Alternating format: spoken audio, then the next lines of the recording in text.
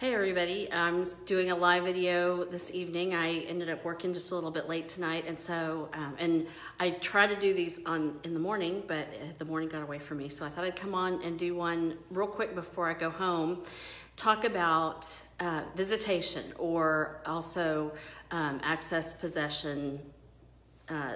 That's different ways you'll hear it referred to. Previously I had talked about conservatorship, and then today I'll talk about visitation, and then in another couple of videos I'll do child support and health insurance, and then property division, and that will cover all of the areas that courts will deal with when they're dealing with a divorce.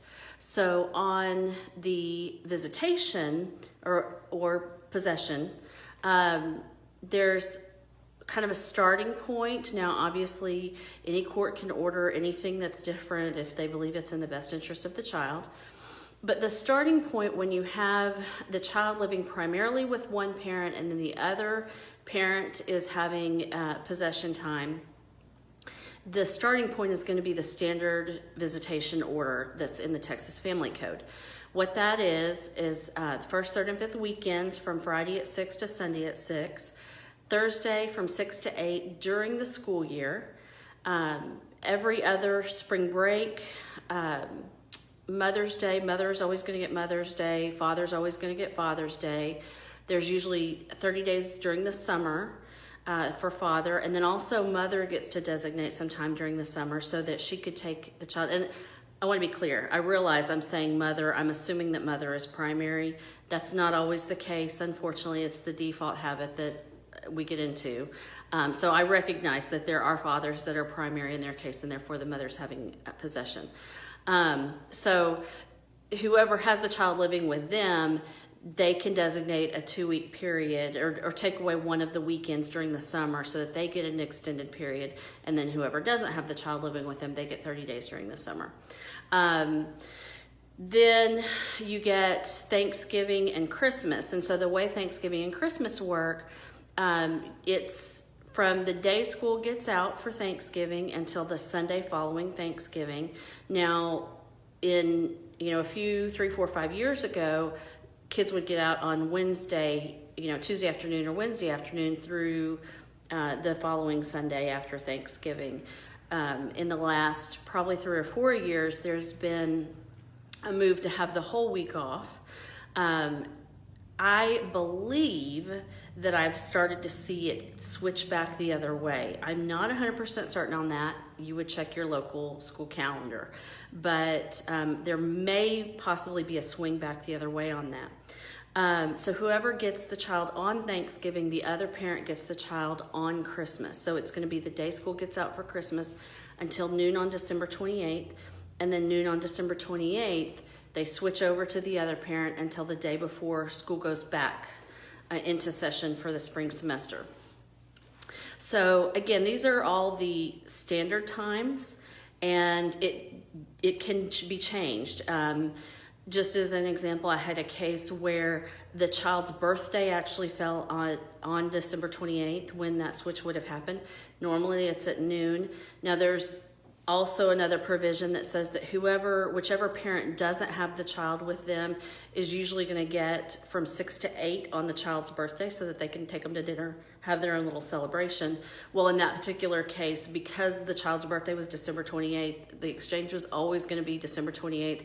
We tweaked it a little bit so that it just made more sense to tweak it a little bit to address the idea of whichever parent doesn't have the child with them primarily getting a little bit extra time and then going back into the regular Christmas holiday. So again, your case may be a little bit different. There may be holidays, another option, like Easter's not included in the standard possession, and so for some families Easter's a really big deal and they want to include that so that they know that at least we're getting every other Easter. So it may not be a big deal to the other parent, but it's a big deal to me, and so I want to make sure I'm at least getting every other Easter. So we want to include that in the holidays. If there's holidays that are important to you, you can do that. Another thing that has come up is if you are of other religious traditions and have other holidays. The most common one that I've seen is Jewish. So In Judaism, they have very specific holidays and a lot of holidays to be considered. And so there are people smarter than me that have figured out how to account for that and how to do that. And so there's some schedules that we can use in that instance. Now, outside of the standard possession, there is an alternate. Now, just like in the conservatorship I talked about, these kind of goes hand in hand, where if you have a situation where neither one of you is primary and you've agreed to restrict the child's residence to a particular county, in this case Brazos County, then what usually goes along with that is an alternate possession schedule. Most common is week on, week off. So you trade the child on a Friday or a Sunday, and the child stays with that parent for the entire week. And so you do week on, week off.